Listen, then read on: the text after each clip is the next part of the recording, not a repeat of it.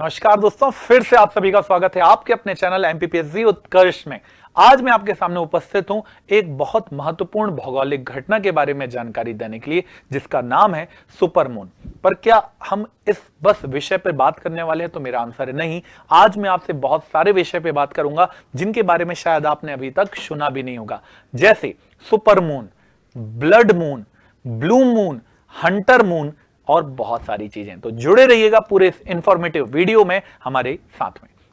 तो super moon क्या है, इसके बारे में जाने तो उससे पहले मैं आपको कुछ जानकारी देना चाहता हूं। चूंकि सूर्य के आसपास जो रोटेट कर रही है, ये कौन कर रही है? पृथ्वी, अर्थ। और पृथ्वी के आसपास कौन चक्कर लगा रहा है? ये है चंद्रमा। तो जब चंद्रमा, मून, हमारे आसपास इलिप्टिकल मोड पर दीर्घ वृत्ताकार पथ पर चक्कर लगाता है, परिक्रमा करता है, तब क्या होता है कि एक कंडीशन ऐसी आती है, ये हमारी अर्थ है, ये मून है। तो एक कंडीशन ऐसी आती है जब पृथ्वी से ये नियर बाय हो जाता है चंद्रमा, और एक कंडीशन ऐसी आती है जब पृथ्वी से दूर हो जाता है चंद्रमा। तो जब ये क्लोजेस्ट होता है और जब ये फर्देस्ट होता है, तब ये कंडीशन क्या कहलाती है? तो जब पृथ्वी के सबसे निकट चंद्रमा होता है, तब इस कंडीशन को पेरिजी कहा जाता है। इसे कहा जाता है हिंदी में उपचंद्र। तो ध्यान रखिएगा, उपचंद्र क्या होता है? यदि ये प्रश्न में आ जाए तो आपको पता होना चाहिए कि जब पृथ्वी से चंद्रमा निकटतम दूरी पर होता है, नियरेस्ट होता है, तो इसे उपचंद्र कहा जाता है, इसे पेरिजी कहते हैं। अब लॉजिक सी बात है, जब मैं आपके पास, जैसे कि मैं अभी दूर खड़ा हूं, तो आप मुझे देख पा रहे होंगे कि मैं छोटा दिख रहा हूं, पर जैसे मैं आपके पास आने लगता हूं तो मैं आपको बड़ा दिखने लगता हूं। वैसी ही कंडीशन है कि जब पृथ्वी के चंद्रमा निकट आता है, तब इसे पेरिजी या उपचंद्र कहते हैं, और इस समय जो चंद्रमा है वो अपने आकार से बड़ा दिखाई देने लगता है। और जब ये आकार में बड़ा दिखाई देता है, तब इसे क्या कहा जाता है? तब इसे सुपरमून कहा जाता है। तो जब पृथ्वी के निकट चंद्रमा होगा, तब इसे क्या कहा जाएगा? तब इसे सुपरमून कहा जाता है। वहीं पर जब पृथ्वी से चंद्रमा अधिकतम, मैक्सिमम दूरी पर होता है, तब इसे एपोजी कहा जाता है, तब इसे अपचंद्र कहा जाता है। तो ये याद रखिएगा कि अपचंद्र, एपोजी में जो चंद्रमा है वो पृथ्वी से सबसे दूरी पर होता है, वहीं पर पेरिजी में, उपचंद्र में चंद्रमा सबसे निकट पर होता है। तो अब आपने समझ लिया कि ये जो भौगोलिक घटना कल घटित हुई, इस घटना को क्यों सुपरमून कहा गया। तो आप समझ गए हैं कि जब चंद्रमा पृथ्वी के निकट आ जाता है, तो कल आपने देखा होगा, आज भी आप रात को देख सकते हैं, चंद्रमा अपने आकार से लगभग 18 गुना ज्यादा बड़ा और 30% ज्यादा चमकदार आपको दिखाई दे रहा होगा। तो यही वो घटना है जिसको हम क्या कहते हैं? सुपरमून कहा जाता है। अब इसके बाद और भी घटनाओं को हम देखते हैं। अब हम जानते हैं चंद्र कलाओं के बारे में। आखिरकार चंद्रमा हमें किस किस डिजाइन का दिखाई देता है और एग्जाम में ये कैसे एग्जाम में काम आ सकता है। तो जब चंद्रमा, आपने हमेशा से समझा होगा कि जब चंद्रमा हमें पूरा दिखाई देता है, कंप्लीट दिखाई देता है, तब इसे हम फुल मून कहते हैं, इसे हम पूर्णिमा का दिन कहते हैं। और पूर्णिमा के दिन चांद पूरा दिखाई देता है, बहुत सुंदर छटा इसमें दिखाई देती है।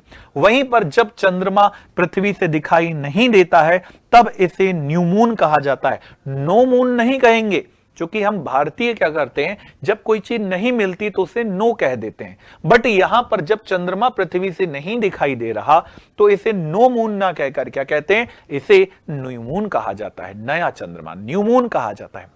वहीं पर जब चंद्रमा पृथ्वी से डी आकार का दिखाई देता है, किस आकृति का? डी डिजाइन का दिखाई देता है, तब इसे क्या कहा जाता है? तब इसे कहा जाता है फर्स्ट क्वार्टर। तो ध्यान रखिएगा, फर्स्ट क्वार्टर क्या है? जब चंद्रमा डी आकार का दिखता है पृथ्वी से। और जब चंद्रमा पृथ्वी से सी डिजाइन का दिखाई देता है, तब इसे कौन सा क्वार्टर कहते हैं? तब इसे थर्ड क्वार्टर कहते हैं, या इसे आप लास्ट क्वार्टर भी कह सकते हैं।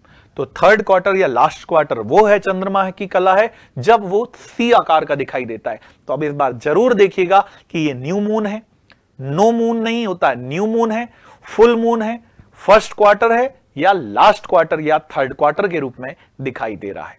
अब और आगे चलते हैं। अब आपके सामने मैं एक नया वर्ड ले रहा हूं, इसका नाम है ब्लू मून। तब आप सोच रहे होंगे क्या चंद्रमा ब्लू दिखाई देगा? तो मेरा आंसर है नहीं। यहां चंद्रमा आपको ब्लू नहीं दिखाई देने वाला है। अब इसे कैसे समझते हैं, चलिए इस पर बात करते हैं। जब एक कैलेंडर मंथ में, ये कोई भी कैलेंडर का माह हो सकता है, यदि एक कैलेंडर मंथ में आप देखिए 2 बार क्या पड़ रही हो, पूर्णिमा, यदि 2 बार चांद हमें पूरा दिखाई दे रहा है, तो जो उस कैलेंडर मंथ का जो दूसरा चांद होगा, उस दूसरे चांद को क्या कहा जाता है, इसे कहा जाता है ब्लू मून। इसमें चंद्रमा का रंग नीला नहीं होता है। ये वर्ड जानने के लिए, जानकारी के लिए उपयोग में आता है कि जब एक माह में 2 बार पूर्णिमा हो तो दूसरी पूर्णिमा के चांद को ब्लू मून कहा जाता है। तो सबसे पहले आपने देखा, जो अब हमने देखा सुपर मून, उसके बाद आपने देखा ब्लू मून। अब आते हैं तीसरे मून में, जिसे कहा जाता है ब्लड मून। तो क्या इस ब्लड मून में चंद्रमा का जो कलर है वो ब्लू हो जाए, इसमें ब्लड के जैसे दिखाई देता है? तो मेरा कहना है हां, इसमें चंद्रमा ब्लड के जैसे दिखाई देता है, बट चंद्रमा में खून कहीं से नहीं आता है। नहीं तो आप कहने लगो कि खूनी चांद है, तो बिल्कुल नहीं, ये डरावनी मूवियों में होता है, बट एक्चुअल में यहां कोई खून नहीं निकल रहा है। तो इसके पीछे का क्या कॉज है, चलिए जानते हैं। तो होता क्या है, सन से जो लाइट है वो अर्थ पर आती है, सूर्य से प्रकाश पृथ्वी पर आया, और पृथ्वी का रिफ्लेक्शन, पृथ्वी का जो रिफ्लेक्शन है ये किस पर पड़ रहा है, मून पर पड़ रहा है। तो जब ये तीनों 180 डिग्री के एंगल पर होते हैं, कितने डिग्री के एंगल पे, तो जब ये तीनों 180 डिग्री के एंगल पर होते हैं, तो चंद्रमा पर पृथ्वी की छाया पड़ती है, शैडो पड़ती है, और यही वो कॉज है जिसके कारण से जो चांद है इसका कलर डार्क दिखाई देता है, ये रेडिश ब्राउन दिखाई देने लगता है, और इसी कारण से इस कलर के चांद को क्या कहा जाता है, इसे ब्लड मून कहा जाता है। तो super moon, blood moon, blue moon, तीनों चीजें आपने देख ली। अब एक चीज और होती है जिसके बारे में आपको जानना बहुत जरूरी है। इस पूरे वर्ड को कहा जाता है सुपर ब्लू ब्लड मून। अब यदि ये वर्ड आ जाए तब आप क्या करेंगे? तो सुपर ब्लड मून क्या है? तो सुपर मून क्या है? जब चंद्रमा बहुत निकट दिखाई देता है तब की बात की गई है, तो ये पैरिजी का टाइम है।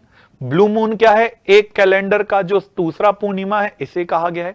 तो ब्लू ब्लड मून, और ये कितने डिग्री के एंगल पे है? 180 डिग्री के एंगल में, अर्थात चांद पृथ्वी के निकट हो, पहली कंडीशन है। उस समय उस कैलेंडर मंथ का दूसरी बार पूर्णिमा पड़ रही हो, दूसरी कंडीशन, और 180 डिग्री का एंगल बन जाए, तब ये तीनों कंडीशन यदि एक साथ आ रही हैं तो इसे सुपर ब्लू ब्लड मून कहा जाता है। तो ये आपने तीसरे एंगल के बाद देख लिया। चौथे एंगल के बाद अब पांचवें एंगल को मैं लेकर चलता हूं, इसे कहा जाता है हंटर मून। अब क्या हंटर मून में कोई हंटर मारने जाता है जिसके कारण से ये भेड़िए चिल्लाते हैं? तो मेरा आंसर है बिल्कुल नहीं। अब ये क्या होता है हंटर मून? तो आपने जाना होगा कि 2 तरह से घटनाओं को जानते हैं आप। एक होता है जब सूर्य की प्रकाश, जब सनरेज जब 2 बार पृथ्वी पर 0 डिग्री पर परपेंडिकुलर पड़ती हैं, जब सूर्य का प्रकाश 0 डिग्री या विषुवत रेखा पर लंबवत पड़ता है, तब इसे विषुव कहा जाता है। एक विषुव को कहते हैं बसंत विषुव, और दूसरे को कहा जाता है शरद विषुव।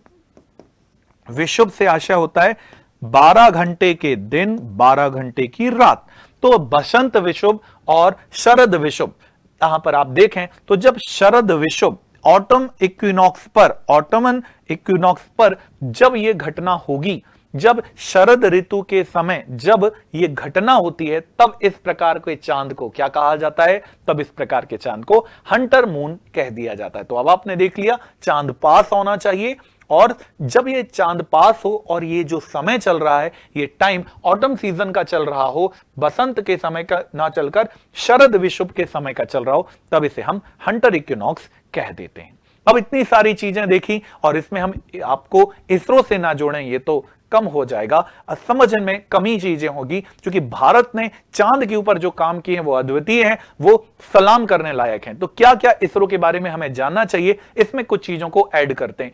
यदि हम इसरो के बारे में पूरी चीज देखें, इसरो के चेयरमैन की बात करें, तो पहले चेयरमैन थे डॉक्टर विक्रम साराभाई, जिनके बारे में आपने जाना है, हमेशा जाना है। दूसरे आप जानते हैं MGK मेनन साहब थे।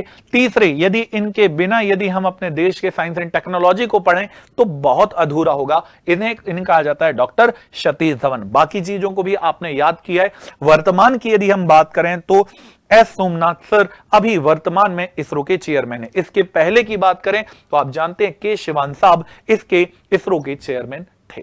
तो आपने ये जाना कि इसरो है, इसरो का फुल फॉर्म क्या है? Indian space research organisation. ये भारत की ओर से कार्य करने वाला बहुत महत्वपूर्ण संगठन है, जिसने कौन कौन से ऐसे कार्य किए हैं जिससे दुनिया ने इसे सराहा है। इनमें पहला है चंद्रयान 1। जी हां दोस्तों, इसमें पहला है चंद्रयान 1। इसकी डेट आपको पता होनी चाहिए, 22 अक्टूबर 2008 को यह भेजा गया था।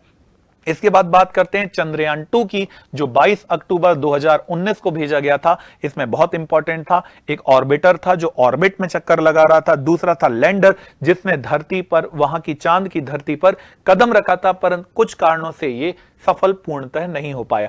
तो ये था लैंडर, जिसका नाम था विक्रम। ये ध्यान रखिएगा कि लैंडर का नाम था विक्रम, और जो उसके अंदर पूरी डिजाइन डिटेल करता, इसका नाम क्या था? तो इसका नाम था प्रज्ञान। याद रखिएगा, प्रज्ञान था रोवर, विक्रम था लैंडर, और ऑर्बिटर तो था ही था। और इसके बाद चंद्रयान 3 में वो इतिहास भारत ने रचा जिसको देखकर दुनिया अचंभित रह गई, चंद्रयान 3 मिशन। तो चंद्रयान 3 मिशन की डेट याद कीजिएगा, लॉन्च किया गया था 14 जुलाई 2023 को, और मून की सतह पर यह 23 अगस्त 2023 को उतरा था।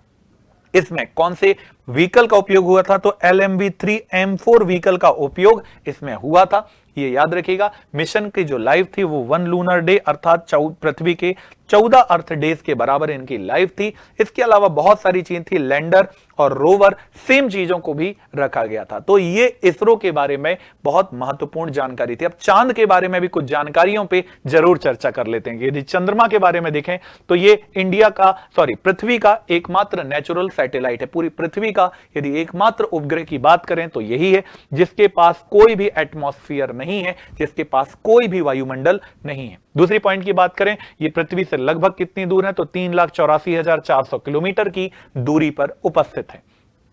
ये पृथ्वी की परिक्रमा कितने दिनों में कर लेता है? तो लगभग 27 दिनों में ये पृथ्वी की पूरी परिक्रमा कर लेता है।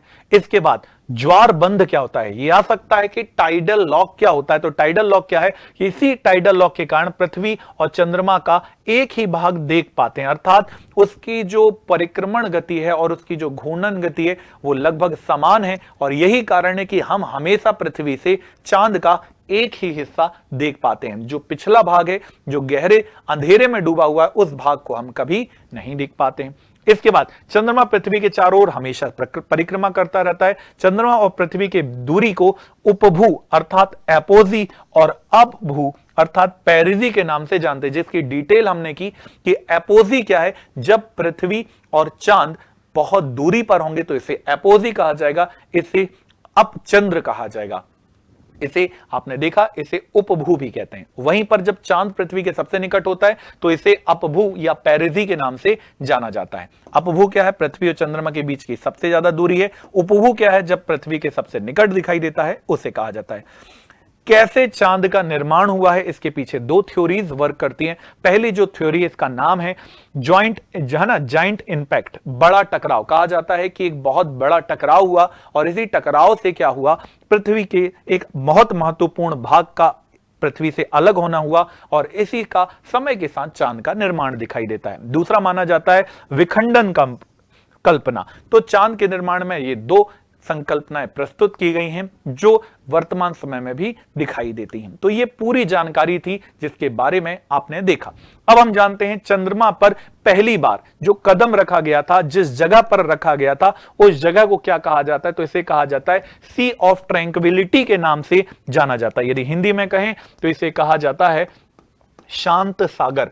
तो यदि पूछ लिया जाए कि शांत सागर, सी ऑफ ट्रैंक्विलिटी कहां पर है, तो ये मून की उस सरफेस को कहा जाता है जहां पर मानव ने पहली बार चांद में कदम रखा था। तो जिस जगह पर रखा था उसे सी ऑफ ट्रैंक्विलिटी कहा जाता है। ये 3 पर्सन थे जो सबसे पहले गए थे। आप इनके बैकग्राउंड में इनकी फोटोज को और इनके नामों को जान सकते हैं। सबसे पहले व्यक्ति थे माइकल कॉलिंस। ये वो थे जो इसमें पायलट थे।